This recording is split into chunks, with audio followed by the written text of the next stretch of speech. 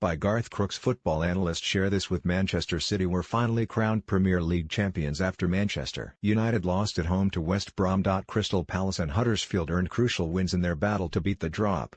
Burnley kept up their European charge, while Arsenal slumped again to Newcastle. Chelsea came back to beat Southampton. Swansea shared the points with Everton and Liverpool put 3 past Bournemouth. But who did enough to make my team of the week? Where was the Manchester United that blasted Manchester City off the park last week?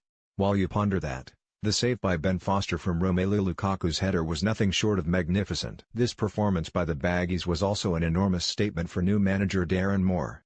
Whether West Brom survive the drop or not, the players appear committed to a man who lives and breathes Albion. Beating United and handing City the title, what a way to start your managerial career. Did you know? Foster made 4 saves against his former club. Trent Alexander-Arnold, I said a few weeks ago that the Champions League fixture against Manchester City would be a massive test for fullbacks Andrew Robertson and Alexander-Arnold. Both players came through the test with flying colours, but I didn't expect Alexander-Arnold to have played himself into Gareth Southgate's World Cup plans. His defensive play has been outstanding recently, and the ball for Mohamed Salah to score his 40th goal of the season against Bournemouth was of the highest quality. A future full England international if ever I saw one. Did you know? No Liverpool player created more chances, 4, against the Cherries than the 19-year-old Alexander-Arnold, and the fullback set up Salah's goal. Kevin Long came in for the injured Ben Mee and did a superb job for Bruyne against a menacing, pacey Leicester City attack. To pop up the other end and score the winning goal was the icing on the cake. Burnley have had a magnificent season and now find themselves flirting with the possibility of European football. Just a word of caution. Burnley do not have the resources to cope with the demands of the Europa League and need to approach this concept with great care. Qualification into this elite group might improve season ticket sales, but knowing when to bin the competition in order to survive in the Premier League might be a very important consideration. Did you know? Long scored his first Premier League goal in his 15th appearance in the competition. Vincent Kompany, I was never sure of the wisdom of leaving Vincent Kompany out of the second leg of the Champions League fixture against Liverpool. If Kompany is fit he should play in my book. Nevertheless, Pep Guardiola recalled his captain for the match against Spurs and the Belgium international was superb. As for the tackle by Ben Davies on Kompany which was missed by referee John Moss, it was a shocker. Davies is a lucky boy, not to stay on the field but, by the reaction of Kompany, to have all his teeth. Did you know? Kompany made more clearances, 8, and tackles, 5, against Spurs than any other City player. Willian, I think this lad has been Chelsea's best player this season. He provided 2 assists against Southampton and has been as consistent as anyone in the Blues lineup. Rumours that Manchester United have their sights set on Willian make for interesting reading. Does this mean Paul Pogba or Juan Mata might be surplus to requirements? The bigger question is whether Chelsea would sell another one of their star players to United. If so, Antonio Conte might as well give Mourinho the contact details of the company which engraves the Premier League trophy while he's at it. Did you know? Willian created more goal-scoring chances than any other Chelsea player against Southampton. 6. Kevin De Bruyne, I have been singing this player's praises all season, and quite rightly. Kevin De Bruyne has been amazing. The pass he laid on for Raheem Sterling, on the volley, with his back to goal and under pressure from a defender, was insane. Title winner he is, but I expect the players to select Liverpool's Salah for their Players' Player of the Season. It would be fitting, however, if the football writers chose De Bruyne as theirs. That way we get the best of the best. Did you know? De Bruyne attempted more crosses, 8, than any other City player against Spurs. Mohamed Diam, I was laughed out of court when I suggested Rafael Benitez has the ability to bring titles to St James Park. Well, he's not won the Premier League with this group of players, but how he's amassed 41 points with games to spare, I will never know. Mo Diam is among the many players Benitez has rejuvenated at Newcastle. Not since his days at West Ham have I seen the Senegal international look so fit and in such good form. Against Arsenal, Diam was outstanding, as were the entire Newcastle team.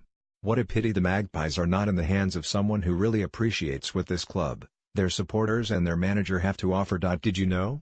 Diam covered more distance than any other Newcastle player. Against Arsenal, 11.5 kilometers. Eden Hazard, if ever there was a game of the proverbial two halves then this was it. Chelsea had totally lost interest in the first half, but turned it around in the second with a scintillating performance. Eden Hazard was at his petulant worst, doing precisely whatever he liked, in the first half and absolutely brilliant. Suddenly realized it wasn't a one-man show, in the second. Another big question for Conte, Should he stay at Stamford Bridge, is whether he can keep Hazard without the lure of Champions League football. I'm beginning to doubt it. Did you know? Hazard has scored 69 Premier League goals for Chelsea. Only Frank Lampard, 147, and Didier Drogba, 104, have netted more. Mohamed Salah, you can't score your 40th goal of the season and not make my team of the week. Besides, it would be ludicrous not to recognize arguably the best footballer in the league the week before Salah goes head-to-head with De Bruyne at the PFA Awards dinner. I will be there of course and the first on my feet to applaud the eventual winner. My money is on Salah. Did you know? Salah is the 8th different player to score 30 or more goals in a single Premier League season. He's also the first African to do so. Olivier Giroud, Chelsea were dead and buried before Olivier Giroud came onto the field. The Blues were lacking in enthusiasm and drive and looked thoroughly fed up at one stage. But on came the Frenchman for the uninspiring, rather sad-looking Alvaro Morata and turned the game on a sixpence. Antonio Conte has an issue now. Does he start with Morata in the future and leave Giroud on the bench as his nuclear option? Nice problem to have. Did you know?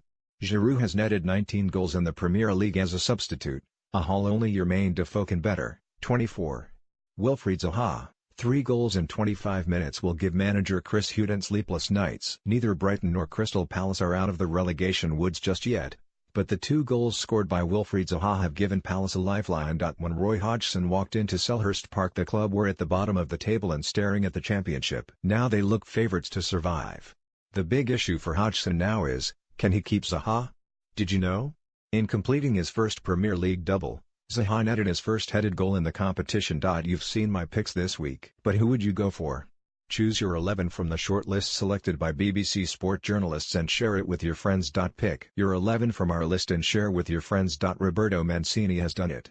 Manuel Pellegrini has also done it, but no one won the Premier League title for Manchester City quite like Pep Guardiola has. I honestly didn't think you could win the English top-flight title playing football the way City have done this season. I was of the firm opinion that our league was too physical and competitive, and the season far too long, for ball players with bundles of ability but less physicality to dominate a campaign the way they have. Boy was I wrong. Had Manchester United not won 3-2 at the Etihad earlier this month, City would have totally humiliated their neighbours. That was their intention of course. However, I have never seen United fans applaud a City team off the field before, but that was the response from a small section of supporters who remained at Old Trafford after their side's 2-1 defeat earlier in the season. During that period, City beat Chelsea away, demolished Liverpool 5-0, put 4 goals past Tottenham and gave Stoke City such a beating I don't think the Potteries Club ever got over it. As for the performance of Kevin De Bruyne, all I can say is, wow. It is easy to pick out the Belgium international because he has been outstanding, but so have David Silva and Fernandinho. What a trio. These 3 players are the nearest thing I have seen to Alain Giresse, Michel Platini, and Jean Tigana, who were so effective during the 1980s for France. And as for the transformation in Raheem Sterling, if Guardiola can teach the lad to finish, he could be the best player in the world. I have made my feelings quite clear about the difference between the playing styles of Guardiola and Manchester United counterpart Jose Mourinho in my teams of the week during the course of the season. I have an enormous regard for both managers. The former is a great teacher and the latter a serial winner. However, what Guardiola has done is transform English football into thinking that now you can be a great teacher, a serial winner and still play the most glorious football. And all at the same time. With better refereeing decisions and a bit of luck it would be City facing Roma, but that's football. The Champions League is merely on hold for now. Guardiola has turned a very good team into something special, and that's why I can't wait to see the sequel. Congratulations Manchester City. You are worthy champions. Share this with